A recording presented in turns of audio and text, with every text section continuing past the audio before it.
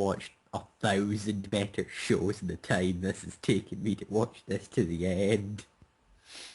Tonight's course. Beer! Beer! A beer. Potatoes! Potatoes! I don't know about anyone else, but when he holds up those knives and screams swine or something like that, I peed myself. No, there was one moment in it that everyone loved, that I think is just brilliant, whenever he says honey and he just sort of randomly produces two giant Honey! spins them and just sort of points at it going, "Morning, honey. Make my day." And the honey's just like, ain't fucking with that shit. La, Can la. you guys hear me? Yes, we Yeah. do. And I'm recording with Awesome. paper this time. Why? Well, if you're recording, then someone needs to do a synopsis. Okay. Okay. Previously on D&D Z. Previously. Makeshift party. You're not calling it that. I know. A makeshift party was formed consisting of Thorfinn, the rogue. Last time, the Giants Waltz D&D 4th Edition game that we have yet to name. That doesn't really flow well, does it? Oh. No, it really doesn't. Hold on, I'm gonna... You guys do the synopsis. I gotta add in my homebrew gun. Right. Well, I suppose we have to start at the beginning, don't we? We all got bored one day until our artist Daniel McGreenerson came up to us and said, "Hey, Greg, Sen, crazy like a fox." We were like, "What?" Except Crazy, who was busy beating up a giant bush rat. Then we all decided to, give D&D a try. We'd all thought of it, heard about it, and realised it would damn our souls to hell. So we set about creating characters. I created Thorfinn, the lovable, plucky rogue.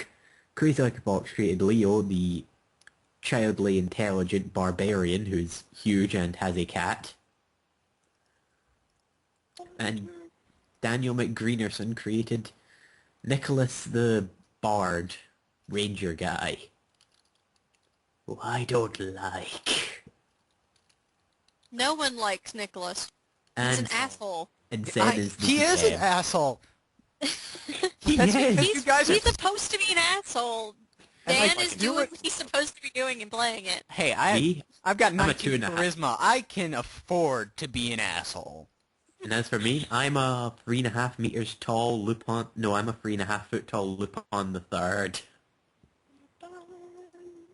He's a halfling. Yeah. Also, if you hear crunching, it's because the DM is eating cookies. Cookies? I want cookie. That or it's me watching a really bad horror movie simply known as The Bitening. I'm not kidding. The Bitening. Bitening. That's not a word. Quick warning for anyone that's going to be listening to this. I kind of play fast and loose with the rules, and that's probably going to annoy a lot of hardcore D&D 4th Edition players. Implying any Those hardcore exist. 4th edition D&D players will ever hear this. So, you don't have to correct us on, rules or whatever. Just, If you think she's bad, you don't want to sit in on my newly ran Dark Heresy game. I'm the worst. Rules, I have green hair. No, you don't, Crazy. I've seen you. Oh. You have negative green hair. But yeah, fast, furious rules, fun, enjoyment. Pretend you like us, or we'll cry.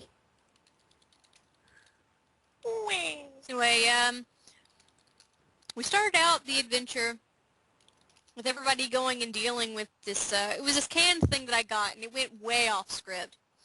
The guys were going to deal with this, demon cult. Yeah, fun time. Oh, one word. Liquidation. Yeah, they I was didn't gonna deal say with jelly. it did the exemplary manner one would expect of heroes. We didn't say we were heroes, we were Basically, just a the bunch of entire town, dicks. for like a handful of children, ended up getting basically liquidated by the cultists. Hey, we saved some kids. But they got the local authorities involved, and They it weren't got local taken care authorities. of by the Royal Army. So that Sure. was dealt with. During which time our heroes felt rather awkward and decided to take a 6-month sabbatical from each other. Yeah. Within which time, Leo became the lieutenant of a town guard, which is awesome, because he gets a little badge. Yay! It's shiny. Thorfinn was pretty much, oh, you want to be an artificer? Yeah, don't touch my shit. Okay. And Nick was raised with some smelly tree people. He helped out some rangers that the guys encountered on the way to the little town. Smelly tree people. Except the grandma who I'll never back A talk. brief synopsis of the world they're living in. It's not classic D&D. It's one that I'm kind of making up as I go. We aren't complaining.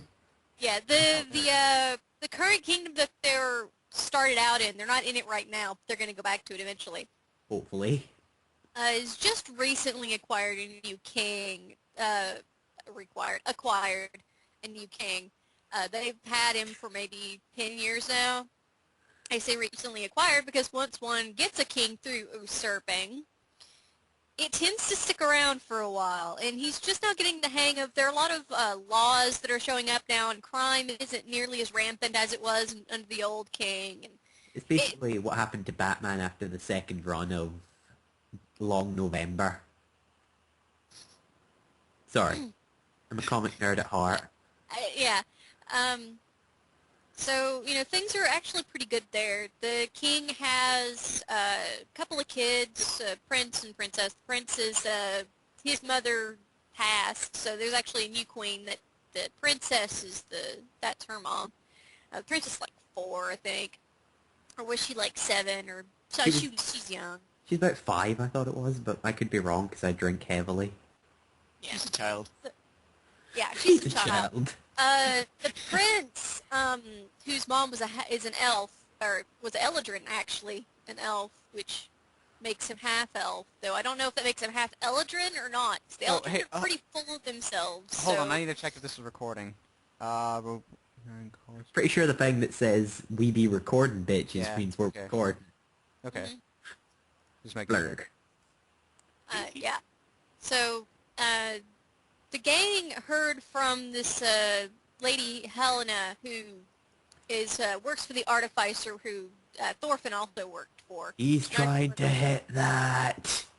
What? Yeah, she's not interested. Yet. But that's just because she's not into cross species. So. Yet. Yeah. Anyway. This is my They playing hear from style. Helena, who is basically the fountain of gossip as far as things outside of the kingdom is concerned, because she's going all over the place. They hear from Helena that the king and the country next over, to the east of them, his daughter has been kidnapped, and anyone who can find her will get to marry her and, get the rights to the kingdom. And Fucking princesses, how do they work? yeah. So of course the prince is being pressured into doing this. He's not all that really into the idea of rescuing someone who couldn't take care of themselves, and then Again, much like Nicholas, Had a the giant carry- douche. Hey, Yeah. that is Mr. Giant Douche to you. So, but his mother, the queen, kind of pressured him into it, and says, I couldn't send any knights over to the neighboring kingdom because they're in an uneasy truce right now. The neighboring kingdom is at war with the kingdom of dwarves to the north of them. Not the north of the current kingdom, but the kingdom of the dwarves, because the kingdom next to them has a habit of keeping slavery. And the dwarves can't. Well, first the dwarves started refusing to trade to them so long as they kept their halfling slaves. Oh, those wacky dwarfs. Well, it's not actually just halflings. It's pretty much anything that wasn't humans, pretty much discriminated against over there. The king's a bit of an asshole that way. So basically the two characters with half-elven heritage had to keep that under wraps when they went over. We made them wear And hats. of course, yeah. And of course Thorfinn had to pretend to be a slave the whole time. Which has been the worst thing of his life. Well, except the part where he had to eat his best friend's arm to survive. That was pretty shitty. He will mention that a lot. Whether it is true or not, no one is very certain. That's debatable. None of you have asked, so you will never know. Anyway, since I couldn't send the knights over with the prince, and no one was willing to go along with the prince, The reasons for that are still kind of unclear, but it's sort of assumed that the whole rumor about the last people that tried to go on an adventure with the prince ended up having to go through like this massive gauntlet and The all hell? died. Again, this is an unsubstantiated rumor. Considering all we had to do was wine and dine with the king and queen, Yeah. which Considering the these worst guys, thing all that's they, happened to us. yeah, all they had to do was just, have dinner with them, and so the queen could determine whether or not, they were going to, kill her son while they were out. She determined We they were wouldn't. thinking about it. They're cannibals! They also, it helped that they got along with the little princess as well, so I pulled they, it they, through. they, they worked out well with the king and queen. So they went out on this adventure with the prince. A few things that happened when they were in the neighboring kingdom. By the way, we've had maybe 3 sessions, so this is a heads up of how much compacted story I get into these things. And yet, They make it into the other kingdom. Of course, there's a problem with Thorfinn being a halfling, so they have to deal with that a little bit. I think at some point someone recognizes the prince, so he's kind of outed. So originally they were going to try and keep it secret over there. Yeah, there was But me going for information accidentally, somehow revealing that the prince was the prince. Nice going Fake there, poisoning. genius. Oh, fuck you. by accident revealing he outright told someone. See that guy? What? Prince. Oh, snap. Thorfinn went and talked to a thief, thinking that thinking there was like a thieves' honor thing going on. Oh, in their there woods. is. There Hey, is. that's the dude! Anyway, so the prince kind of got found out. But they managed to get through the kingdom okay. There was one point where a village got burned down because there was rumored that the leader of the halfling rebels was in it. Yeah. He had been arrested and recently escaped, and there was rumor that he was hiding out in that little town, so he got burned down. And he may or may And not be then Thorfinn. the priory, like, to the south of it also got burned down, which is where the main characters were hiding at the time. Then things got complicated, and a knight got killed. Yeah. That was not good. Dance. Kitty was scared. Yeah, it's, Oh. Leo has a cat. Named At one Boots. point, Leo saved a kitten from the artificer that Thorfinn works for. Because he's Still- kind of been in the game off and on. He tends to be either kept in the pack or he's not in a battle or something because he will get killed in like one hit. So. Boot. The magical, magnificent cat, 'cause he's Boot. Well, they end up. There's a kid that ended up getting saved from the first town that got burned, and they managed to get to the capital. I forget what they were going. What did they go? You guys go to the capital for again? To drop Why off did the you kid stop with by his there? uncle. That's right. His uncle lived there, and they were going to drop off the kid. So they dropped off the kid with his uncle. Come to find out, the kid is actually a bastard prince. They- Royals. Yeah. He's basically the only son of the king, and he was going to be basically. The idea was that the rebels were going to raise him with proper morals and. You know, You know. don't enslave this, don't burn this. Yeah, Praising that sort of Dork thing. and And then Dork when is he a bad became old idea. enough to take power, they would have this, war, and they'd have the kid would get the throne, and rightfully so, because he actually was of the blood.